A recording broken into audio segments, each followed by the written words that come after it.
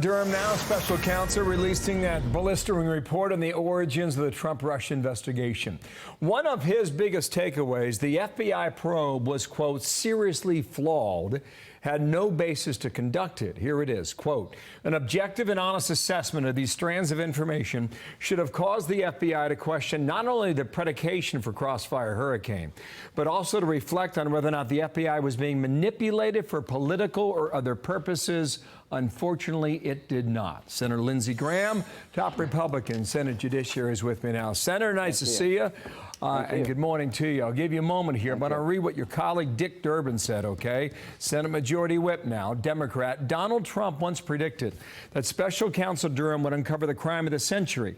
Instead, we were given a report that cost taxpayers more than $6.5 million over 4 years just for it to reiterate the conclusions of the IG's 2019 report. I put all that together now based on history, 4 years, 7 years, go back as far as you like.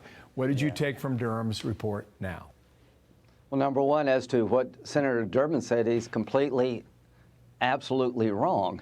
The IG said there was reason to open the investigation. Durham said there was no corroborating evidence to suggest that the Trump team colluded with the Russians in any fashion. So it's absolutely contrary to what the IG said.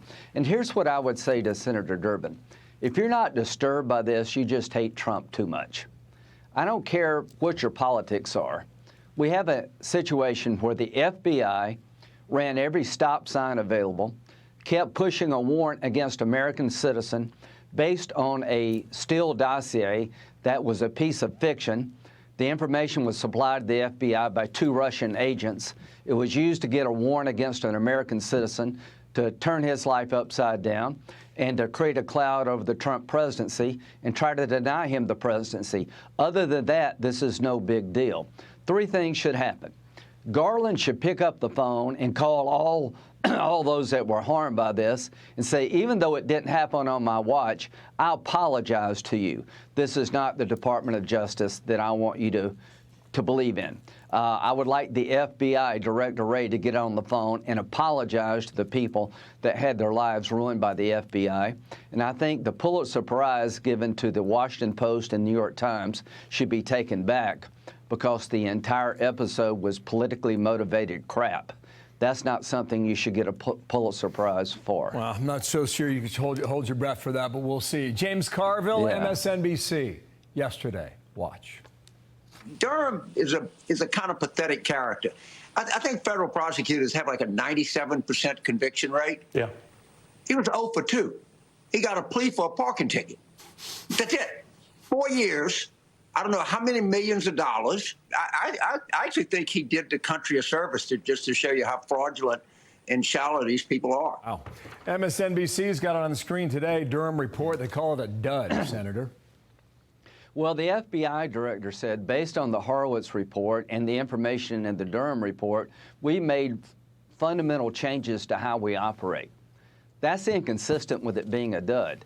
Comey lied to the Judiciary Committee in 2020. I was chairman in 2020, and we had an oversight hearing, and I asked Comey, was there any effort to verify the dossier that you were aware of? And he said, no, not that I was aware of. In the Durham report, it indicates he was briefed about serious concerns regarding the dossier and continued to use it to get a warrant 5 times after he was told it was flawed. So he lied, and it puts pressure on the system now to deal with the IRS whistleblower. Everybody tells us, we're not going to do this again. We fixed the system. Well, if you believe the allegations around the IRS whistleblower, they still have the thumb on their scale when it comes to the Hunter Biden investigation. It makes it more imperative that Jim Jordan and others continue to investigate. Has anything really changed? As to my good friend, Senator Durbin, if this doesn't bother you, your hate for Trump has just blinded you.